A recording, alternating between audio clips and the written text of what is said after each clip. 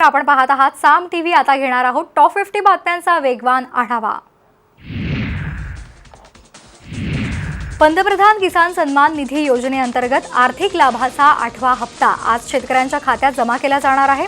पंतप्रधान नरेंद्र मोदी व्हिडिओ कॉन्फरन्सिंगद्वारे ही मदत जाहीर करणार आहे। या योजनेचे देशभरातील 9.5 कोटी शेतकरी लाभार्थी आहेत। या लाभार्थी शेतकऱ्यांना जवळपास 19,000 कोटी रुपयांच्या निधीचे वाटप केले जाणार आहे।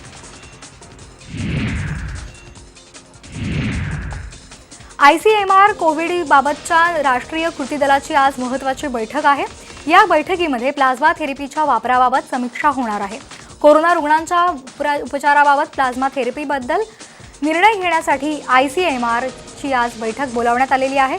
प्लाझ्माचा वापर करताना सावधगिरी बाळगण्याची विनंती सरकारचे प्रधान वैज्ञानिक सल्लागार के विजय राघवन यांनी केली होती। त्या पार्श्वभूमीवर या बैठकीला महत्त्व आहे।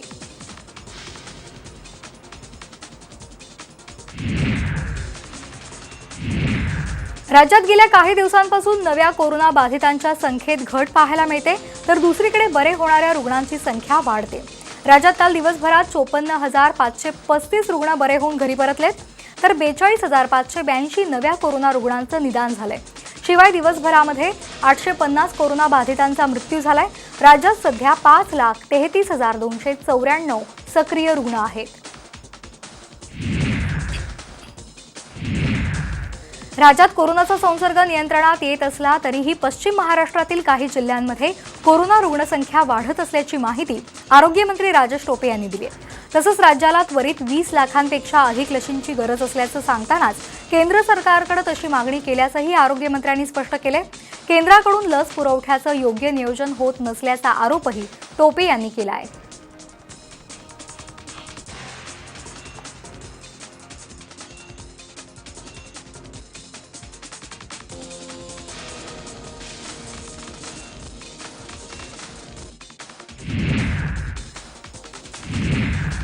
दहावीची परीक्षा रद्द करण्याच्या राज्य सरकारच्या निर्णयाविरोधात पुणे विद्यापीठाचे माजी सदस्य धनंजय कुलकर्णी यांनी मुंबई उच्च न्यायालयात याचिका दाखल केली आहे। परीक्षा उत्तीर्ण झाल्याशिवाय विद्यार्थ्यांना प्रमाणपत्र देऊ नका अशी मागणी या याचिकेत करण्यात आली आहे। कोरोनाच्या पार्श्वभूमीवर राज्य सरकारने 10वी बोर्डाची परीक्षा रद्द करण्याचा निर्णय घेतला होता।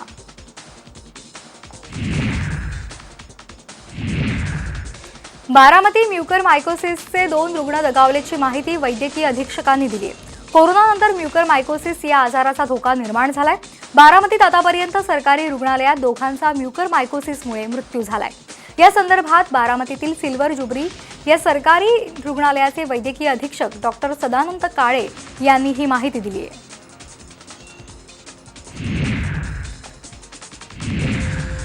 कोल्हापूर जिल्ह्यात कोरोनाचा वाढता प्रादुर्भाव रोखण्यासाठी शनिवारपासून 8 दिवसांचा कडक लॉकडाऊन लावण्यात येणार आहे। याबाबतची घोषणा जिल्हाधिकारी दौलत देसाई यांनी केली आहे। या 8 दिवसात जिल्ह्यातील सर्व औद्योगिक वसाहती बंद राहतील। बँका आणि सर्व व्यापारी आस्थापनं सुद्धा बंद राहतील। किराणा आणि भाजीपाला यांची घरपोच सेवा सुरू राहील। नागरिकांनी उचित कारणाशिवाय रस्त्यावर येऊ नये असं आवाहन दौलत देसाई यांनी केलं आहे। लातूरमध्ये पुन्हा एकदा 3 दिवसांनी लॉकडाऊन वाढवला आहे। तसे आदेश काल रात्री उशिरा जारी करण्यात आले। जिल्हाधिकाऱ्यांनी तसे आदेश दिले आहेत। एप्रिल महिन्यात जिल्ह्यामध्ये कोरोना रुग्णांचा विस्फोट झालेला पाहायला मिळाला। ही रुग्णसंख्या आटोक्यात आणण्यासाठी जिल्ह्यामध्ये 6 तारखेपासून लॉकडाऊन लावण्यात आला होता।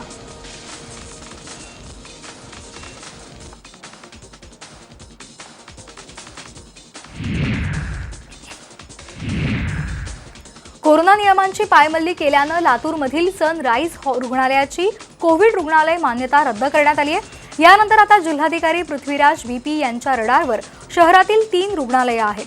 सनराइज हॉस्पिटलप्रमाणे इतर 3 रुग्णालयांच्या तक्रारी येत आहेत। या रुग्णालयांनी आवश्यक त्या सुधारणा करण्याची गरज आहे। शासनानं ठरवून दिलेल्या अटी शर्थींनुसारच काम करावं, अन्यथा त्यांच्यावर कारवाई करण्याचा इशारा सुद्धा देण्यात आला आहे।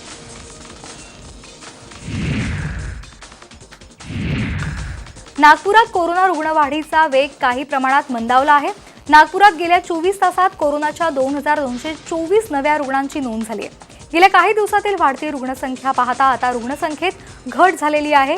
नागपुरात गेल्या 24 तासात 77 रुग्णांचा मृत्यू झालाय। जिल्ह्यात सध्या कोरोनाचे 39,616 सक्रिय रुग्ण आहेत. रत्नागिरीत कोरोनाचा प्रादुर्भाव रोखण्यासाठी जिल्हा प्रशासनाकडून जोरदार प्रयत्न सुरू आहेत. गेल्या 24 तासात रत्नागिरी जिल्ह्यात 481 नवे कोरोना बाधित रुग्ण सापडले आहेत. त्यामुळे जिल्ह्यातील एकूण कोरोना बाधितांची संख्या 28,836 इतकी झाली आहे. तर दिवसभरात 16 जणांचा कोरोनामुळे मृत्यू झाला आहे.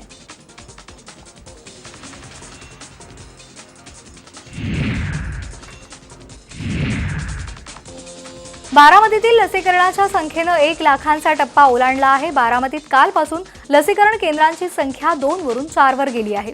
तालुक्यातही 30 लसीकरण केंद्र सुरू आहेत.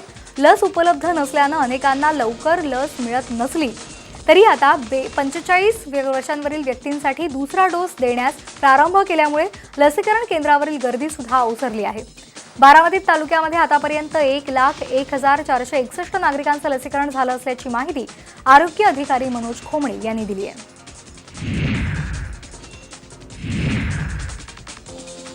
बारामतीत गेल्या महिनाभरात कोरोनाचा प्रकोप ग्रामीण भागात वाढत असल्यामुळे बारामती नगर परिषद, माळेगाव नगर पंचायतीसह 11 गावांमध्ये हाय अलर्ट लागू करण्यात आलाय. तर 15 गावांना अलर्ट देण्यात आलाय. मात्र ज्या गावांना अलर्ट किंवा हाय अलर्ट दिला आहे त्या गावातील प्रत्येक प्राथमिक आरोग्य केंद्रामध्ये शासनानं अँटीजन चाचणी करण्याची सोय करावी अशी मागणी आता केली जाते.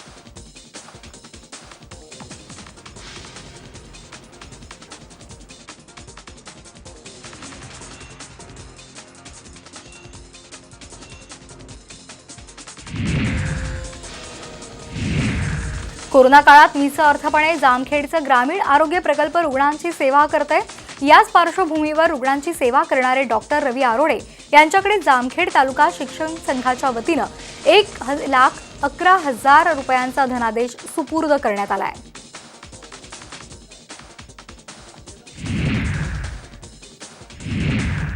एकाच दिवशी आलेल्या रमजान, ईद आणि अक्षय्य तृतीयेच्या पार्श्वभूमीवर सोलापूर पोलिसांनी संपूर्ण शहरात रूट मार्च काढलाय. नागरिकांमध्ये पोलिसांप्रती सुरक्षेची भावना वाढावी यासाठी हा रूट मार्च काढण्यात आलाय. विशेष म्हणजे सोलापूर पोलीस दलात सामील झालेल्या नव्या वाहनांचा ताफा या रूट मार्चमध्ये सामील झाला होता.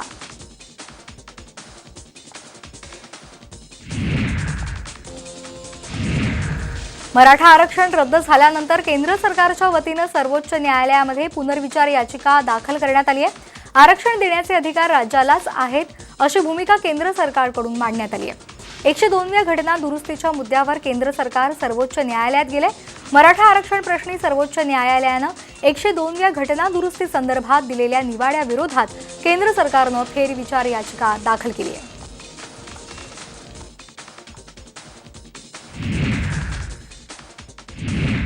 एकशे 2व्या घटना दुरुस्ती सोबतच 50% आरक्षण मर्यादेलाही आव्हान द्या अशी मागणी मराठा आरक्षण विषयक मंत्रिमंडळ उपसमितीचे अध्यक्ष अशोक चव्हाण यांनी केंद्र सरकारकडे केली आहे. त्याचबरोबर मराठा आरक्षणासह देशभरातील इतरही राज्यांच्या आरक्षणाबाबत केंद्र सरकारनं कातडी बचाव धोरण स्वीकारू नये असंही त्यांनी म्हटलंय.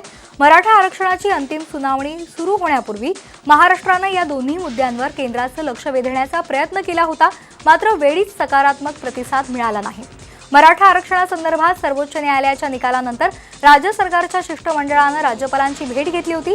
राज्य सरकार पंतप्रधानांची वेळ मागणार असल्याचंही जाहीर करण्यात आलं होतं. त्याची दखल घेत कदाचित केंद्र सरकार 102व्या घटना दुरुस्तीबाबत देर आये दुरुस्त आये असल्याचं अशोक चव्हाण यांनी म्हटलंय. 102व्या घटना दुरुस्तीनंतरही मागासवर्ग निश्चितीचा अधिकार राज्यांना आहे. ही केंद्र सरकारची आधीपासूनची भूमिका होती असं राज्याचे विरोधी पक्षनेते देवेंद्र फडणवीस यांनी म्हटलंय. आधी उच्च न्यायालय आणि नंतर सर्वोच्च न्यायालयातही केंद्रानं हीच भूमिका मांडली. आता केंद्रानं फेरविचार याचिकेद्वारे त्याचा पुनरुच्चार केलाय. ही याचिका दाखल केल्याबद्दल आपण केंद्राचे आभार मानतो असं फडणवीस यांनी म्हटलंय.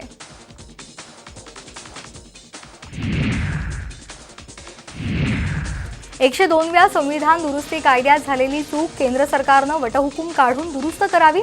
सर्वोच्च न्यायालयात जायची गरज नाही असं माजी खासदार आणि ओबीसी नेते हरिभाऊ राठोड यांनी म्हटलंय. मराठा आरक्षणावर याचा कुठलाही परिणाम होणार नाही. घटनेत थोडी चूक आहे ती दुरुस्त करा. राज्याच्या अधिपत्याखालील 16(4) मध्ये अधिकार दिला आहे. देशामध्ये सेंट्रल लिस्ट वेगळी आहे आणि राज्याची लिस्ट वेगळी आहे. थोडीशी चूक झाली आहे ती दुरुस्त करावी म्हणजे सगळा अर्थबोध नीट होऊ शकेल, असं हरिभाऊ राठोड यांनी म्हटलंय.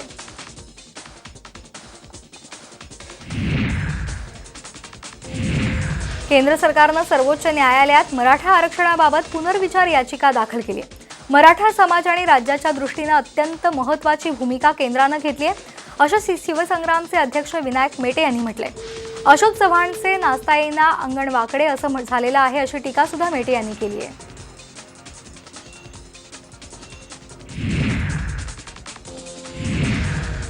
कोल्हापूर इथल्या कळंबा कारागृहात कोरोनाची लागण झालेले कैदी फरार झाल्याची घटना समोर आली आहे. हत्येच्या गुन्ह्यात अंडर ट्रायल असलेल्या दोन्ही कैद्यांना काही दिवसांपूर्वी कोरोनाची लागण झाली होती.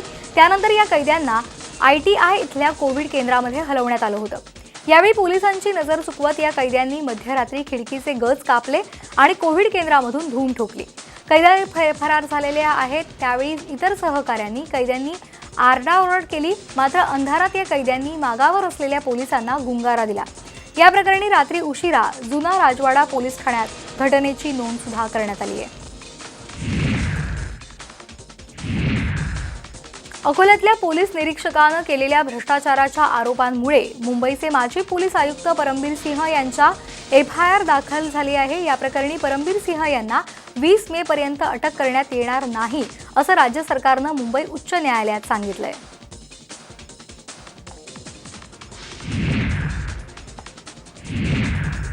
कोरोना काळात लोकांना रुग्णशय्या, ICU, ऑक्सिजन मिळत नाही, रुग्णांचा जीव जातोय, अशात कामोठ्यामध्ये भाजपच्या रायगड जिल्हा उपाध्यक्षाचा उन्माद बघायला मिळाला. 100 पेक्षा जास्त लोकांना जमवून भाजपचे रायगड जिल्हा उपाध्यक्ष KK म्हात्रे यांनी आपला वाढदिवस साजरा केलाय. विशेष म्हणजे कोरोनाच्या वाढत्या प्रादुर्भावामुळे राज्यात सार्वजनिक आणि खासगी कार्यक्रमांना बंदी असतानाही KK म्हात्रे यांनी वाढदिवस साजरा केलाय. कामोठे पोलीस आणि स्थानिक प्रशासनानं याकडे पूर्णपणे दुर्लक्ष केले. कामोठेमधील KK थिएटरमध्ये म्हात्रे यांनी गर्दी जमवली होती. आता KK म्हात्रे यांच्यावर कारवाईची मागणी होत आहे.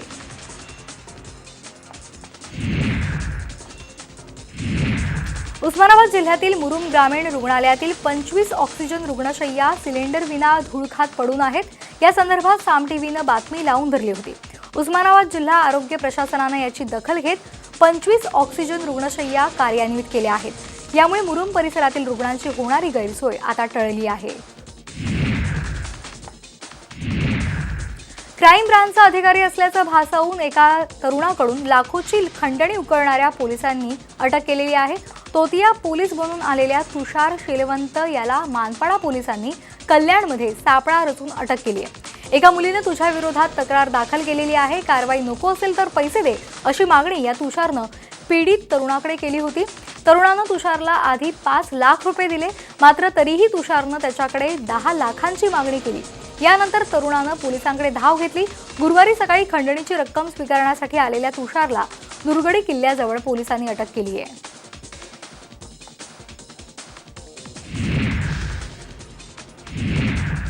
विवाहित महिलेचे अश्लील फोटो सोशल मीडियावर पाठवणाऱ्याला तरुणाची हत्या झाल्याची घटना परभणी जिल्ह्यातील सेलू तालुक्यात घडली आहे. महिलेच्या नातेवाईकांनीच ही हत्या केल्याचं समोर आलंय. चारठाणा पोलीस ठाण्यामध्ये तिघांविरोधात हत्येचा गुन्हा दाखल केलेला आहे. 12 तारखेच्या रात्री 8 वाजता खैरी इथल्या हत्येची ही घटना घडलेली आहे.